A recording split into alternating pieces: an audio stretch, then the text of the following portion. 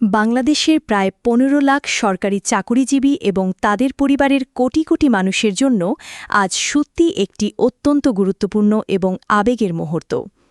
প্রিয় সরকারি চাকুরিজীবী ভাই ও বোনেরা, আজকের সকালের আপডেট নিউজে আপনাদের স্বাগতম। যারা আমাদের চ্যানেলে নতুন তারা এখনই চ্যানেলটি সাবস্ক্রাইব করুন, আর হ্যাঁ, অবশ্যই কমেন্ট করে জানাবেন আপনারা কে কোন জেলা থেকে আমাদের ভিডিওটি দেখছেন। তবে চলুন কথা না বাড়িয়ে আজকের সর্বশেষ সংবাদটি জেনে নিন। দীর্ঘ ১১ বছরের সীমাহীন অপেক্ষা, ১১ বছরের বুকে চেপে রাখা হতাশা, রাজপথের নানা আন্দোলন এবং দিনের পর দিন পাওয়া শত শত আশ্বাসের পর অবশেষে নবম জাতীয় পে স্কেলের বাস্তবায়নের পথ এখন পুরোপুরি স্পষ্ট হতে শুরু করেছে। আজকের এই দীর্ঘ এবং বিশেষ প্রতিবেদনে আমরা আপনাদের বিস্তারিত জানাব ঠিক কতটুকু বাড়বে আপনাদের সাধের বেতন, কখন থেকে এই নতুন নিয়ম কার্যকর হবে, কতটি ধাপে আসবে এই যুগান্তকারী পরিবর্তন এবং আসন্ন নতুন বাজেটে ঠিক কত হাজার কোটি টাকা বরাদ্দ রাখছে সরকার। এই সব কিছুর A to Z বিস্তারিত বিশ্লেষণ জানতে পুরোটা সময় আমাদের সঙ্গেই থাকুন। আমরা যদি একটু পেছনের দিকে ফিরে তাকাই তাহলে দেখতে পাই ২০১৫ সালে অষ্টম জাতীয় পে স্কেল ঘোষণার পর থেকে দেশের লাখ লাখ সরকারি কর্মচারী নতুন একটি সম্মানজনক বেতন কাঠামোর অপেক্ষায় প্রহর গুনছিলেন। সরকারি নিয়ম এবং অতীতের ইতিহাস বলছে একটি দেশে প্রতি ৫ বছরে অন্তত একবার পে স্কেল বা বেতন কাঠামো সংশোধন হওয়ার কথা। কিন্তু অত্যন্ত পরিতাপের বিষয় হল এবার সেই ৫ বছরের সময়সীমা পেরিয়ে গিয়ে তা দ্বিগুণেরও বেশি সময় অর্থাৎ দীর্ঘ ১১ বছরে এসে ঠেকেছে। এই সুদীর্ঘ সময়ের মধ্যে দেশের আর্থসামাজিক প্রেক্ষাপটে ঘটে গেছে বিশাল রদবদল। বাজারের দ্রব্যমূল্যের লাগামহীন ঊর্ধ্বগতি, ভয়াবহ মূল্যস্ফীতি আর শহরাঞ্চলে জীবনযাত্রার ব্যয় বৃদ্ধির সাথে কোনোভাবেই পাল্লা দিতে পারছিলেন না আমাদের সাধারণ সরকারি কর্মীরা। বিশেষ করে যারা নিচের দিকের গ্রেডে চাকরি করেন তাদের জীবন ধারণ করা প্রায় অসম্ভব হয়ে পড়েছিল। মাসের ১৫ দিন যেতে না যেতেই তাদের হাত খালি হয়ে যেত এবং বাধ্য হয়ে ঋণের জালে জড়িয়ে পড়তে হতো। ঠিক এমন একটি শ্বাসরুদ্ধকর পটভূমিতেই ২০২৪ সালের ৫ই আগস্টের ছাত্র জনতার গণ অভ্যুত্থানের পর দায়িত্ব নেওয়া অন্তর্বর্তী সরকার সরকারি কর্মচারীদের এই দীর্ঘদিনের চাপা কষ্ট অনুধাবন করে নতুন পে কমিশন গঠন করার একটি যুগান্তকারী সিদ্ধান্ত গ্রহণ করে।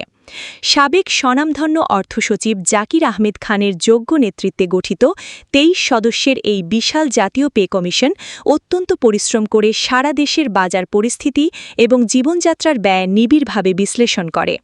এরপর গত ২২ জানুয়ারি ২০২৬ তারিখে তারা প্রধান উপদেষ্টার কাছে তাদের বহুকাঙ্ক্ষিত চূড়ান্ত প্রতিবেদন জমা দেয়। অত্যন্ত আনন্দের বিষয় হল সেই বিশদ প্রতিবেদনে কমিশন সরকারি কর্মচারীদের বেতন ও ভাতা ১০০ থেকে ১৪২% পর্যন্ত অভাবনীয় বৃদ্ধির একটি জোরালো সুপারিশ করেছে, যা গত এক দশকের বঞ্চনার একটি উপযুক্ত প্রতিদান হতে পারে। এই প্রতিবেদনের মূল এবং সবচেয়ে আকর্ষণীয় সুপারিশগুলো যদি আমরা পর্যালোচনা করি তাহলে দেখতে পারি বর্তমানে ২০তম গ্রেডে যেখানে একজন কর্মচারীর শুরুর মূল বেতন বা বেসিক পে হচ্ছে মাত্র ৮,২৫০ টাকা, সেখানে নতুন প্রস্তাবিত সর্বনিম্ন বেতন এক লাফে নির্ধারণ করা হয়েছে ২০,০০০ টাকা। আপনারা হিসাব করলেই বুঝতে পারবেন এটি প্রায় ১৪২% একটি বিশাল বৃদ্ধি। অন্যদিকে বর্তমানে নির্ধারিত সর্বোচ্চ বেতন ৭৮,০০০ টাকা থেকে বাড়িয়ে ১,৬০,০০০ টাকা নির্ধারণের প্রস্তাব করা হয়েছে। তবে এখানে সবচেয়ে বড় যে চমকটি রয়েছে তা হল নিম্নসীমা এবং সর্বোচ্চ সীমার অনুপাত। নতুন এই কাঠামোতে বৈষম্য কমানোর লক্ষ্যে এই অনুপাত রাখা হয়েছে ১:৮, যা বাংলাদেশের বেতন কাঠামোর ইতিহাসে সর্বকালের সর্বনিম্ন বৈষম্যের একটি অনন্য নজির। নিচের গ্রেডের কর্মচারীরা যাতে কিছুটা স্বস্তিতে খেয়ে পড়ে বাঁচতে পারেন সেই লক্ষ্যেই এই বৈষম্য কমিয়ে আনা হয়েছে। এরই ধারাবাহিকতায় গত ২১শে এপ্রিল বর্তমান সরকার জাতীয় pay commission, judicial service pay commission এবং সশস্ত্র বাহিনী পে কমিশন সংক্রান্ত সকল সুপারিশ প্রণয়নে গঠিত উচ্চ পর্যায়ের কমিটিকে পুনর্গঠন করে নতুনভাবে কাজের গতিশীলতা নিয়ে আসে। অত্যন্ত আনন্দের খবর হল সম্প্রতি সেই পুনর্গঠিত কমিটি তাদের চুলচেরা বিশ্লেষণ শেষে চূড়ান্ত মতামত অর্থ মন্ত্রণালয়ে জমা দিয়েছে। অর্থ মন্ত্রণালয়ের একাধিক নির্ভরযোগ্য সূত্র আমাদের নিশ্চিত করেছে যে আসন্ন 2026 ও 2027 অর্থ বছরের জাতীয় বাজেটে এই নবম পে স্কেল বাস্তবায়নে বিশেষ এবং আলাদা বরাদ্দ রাখার একটি শক্ত নীতিগত সিদ্ধান্ত ইতিমধ্যেই সরকারের সর্বোচ্চ পর্যায় থেকে নেওয়া হয়েছে। এক্ষেত্রে সবচেয়ে উল্লেখযোগ্য এবং চমকপ্রদ তথ্য হল নতুন এই পে স্কেল বাস্তবায়নের লক্ষ্যে আসন্ন বাজেটে শুধু বেতন ভাতা ও পেনশন খাতের জন্য প্রায় ৩৫,০০০ কোটি টাকার একটি বিশাল অতিরিক্ত বরাদ্দ রাখার জোর প্রস্তুতি চলছে। অর্থনীতিবিদরা বলছেন এটি বাংলাদেশের বাজেট ইতিহাসে এই নির্দিষ্ট খাতে অন্যতম বৃহত্তম একক বরাদ্দ বৃদ্ধি হতে পারে, যা সরকারের একটি অত্যন্ত সাহসী পদক্ষেপ। তবে এই বিশাল অঙ্কের বেতন বৃদ্ধি একদিনে বা একসাথে কার্যকর না হবে বলে নীতি নির্ধারকরা সিদ্ধান্ত নিয়েছেন। দেশের শীর্ষ অর্থনৈতিক বিশ্লেষকরা সরকারকে সতর্ক করে দিয়ে বলেন, একসাথে সম্পূর্ণ বেতন কাঠামো বাস্তবায়ন করলে বাজারের মূল্যস্ফীতিতে বিশাল একটি ধাক্কা লাগতে পারে এবং অসাধু ব্যবসায়ীরা সুযোগ বুঝে জিনিসপত্রের দাম বহুগুণ বাড়িয়ে দিতে পারে। ঠিক এই কারণেই পুনর্গঠিত কমিটির সার্বিক আর্থিক চাপ এবং বাজার নিয়ন্ত্রণের বিষয়টি বিবেচনায় রেখে নবম পে স্কেল একাধিক ধাপে, বিশেষত আগামী ৩ বছরে ধাপে ধাপে বাস্তবায়নের একটি বাস্তবসম্মত সুপারিশ করেছে।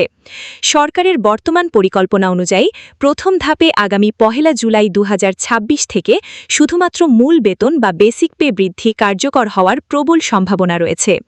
এর ফলে কর্মচারীরা তাৎক্ষণিক একটি বড় অঙ্কের নগদ সুবিধা হাতে পাবেন। এরপর পরিস্থিতি পর্যবেক্ষণ করে পরবর্তী ধাপগুলোতে পর্যায়ক্রমে বাড়ি ভাড়া, চিকিৎসা ভাতা, যাতায়াত ভাতা সহ অন্যান্য সকল ভাতা নতুন বেতনের সাথে সমন্বয় করে বাড়ানো হবে। এত সব ইতিবাচক খবরের পরও একটি বিষয় না বললেই নয় যে সরকারের উচ্চ পর্যায় থেকে এখনও পর্যন্ত এই বিষয়ে কোনো চূড়ান্ত এবং আনুষ্ঠানিক অনুমোদন বা প্রজ্ঞাপন আসেনি। আর এই কারণেই মাঠ পর্যায়ে কর্মরত সাধারণ সরকারি কর্মচারীরা এখনও কিছুটা হলেও উদ্বিগ্ন এবং চিন্তিত। অতীতে বারবার আশ্বাস পাওয়া এবং কমিশন গঠনের পরও চূড়ান্ত গ্যাজেট প্রকাশ না হওয়ায় বিভিন্ন কর্মচারী সংগঠনগুলোর মধ্যে এক ধরনের চাপা ক্ষোভ বিরাজ করছে। তারা চাইছেন আর কোনো কালক্ষেপণ না করে দ্রুত এর বাস্তবায়ন।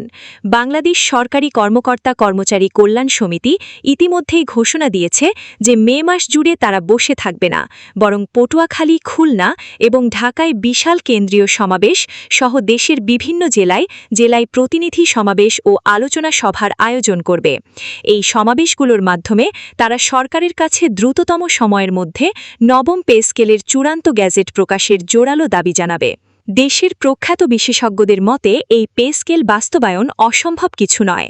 সরকারের রাজস্ব বিভাগ যদি তাদের কর আদায়ের দক্ষতা বাড়াতে পারে এবং দেশের সামগ্রিক জিডিপি প্রবৃদ্ধি ৬ থেকে ৭% মধ্যে স্থিতিশীলভাবে ধরে রাখতে পারে, তাহলে এই নতুন বেতন কাঠামো বাস্তবায়নে সরকারের সামনে কোনো বড় প্রতিবন্ধকতাই থাকার কথা নয়, বরং এটি অর্থনীতিতে অর্থের প্রবাহ বাড়িয়ে বাজারকে আরও গতিশীল করতে সাহায্য করবে। পরিশেষে সংক্ষেপে বলতে গেলে এই দীর্ঘ অপেক্ষার পর নবম পে স্কেলের চূড়ান্ত প্রতিবেদন জমা পড়েছে, আসন্ন বাজেটে বিশাল বরাদ্দের নীতিগত সিদ্ধান্ত নেওয়া হয়েছে এবং আগামী জুলাই মাস থেকেই এর প্রথম ধাপ কার্যকরের একটি পরিষ্কার পথ তৈরি হচ্ছে। এখন শুধু বাকি চূড়ান্ত গ্যাজেট প্রকাশের আনুষ্ঠানিকতা, যা এখনও সম্পন্ন হয়নি। দেশের ১৫ লাখেরও বেশি সরকারি চাকুরিজীবী, অবসরপ্রাপ্ত পেনশনভোগী এবং তাদের পরিবারের কোটি কোটি মানুষ এখন চাতক পাখির মতো তাকিয়ে আছেন সরকারের সেই একটিমাত্র চূড়ান্ত ঘোষণার দিকে। আমরাও সতর্ক দৃষ্টি রাখছি। এই সংক্রান্ত যে কোনো নতুন আপডেট বা প্রজ্ঞাপন হাতে পেলেই আমরা সাথে সাথে আপনাদের সামনে বিস্তারিত নিয়ে হাজির হব। এতক্ষণ ধৈর্য ধরে আমাদের এই বিশেষ সংবাদটি দেখার জন্য আপনাদের সবাইকে অসংখ্য ধন্যবাদ জানাচ্ছি। প্রতিনিয়ত এমন সব গুরুত্বপূর্ণ খবরের আপডেট পেতে রায়হান খানের সাথেই থাকুন এবং আমাদের চ্যানেল বা পেজের সঙ্গেই থাকুন। সবার জন্য শুভকামনা। ভিডিওটি খুবই জরুরি, তাই দয়া করে সবার সাথে ভিডিওটি শেয়ার করতে ভুলবেন না। আর নতুন ভিডিও আপডেট পেতে এখনই চ্যানেলটি সাবস্ক্রাইব করুন।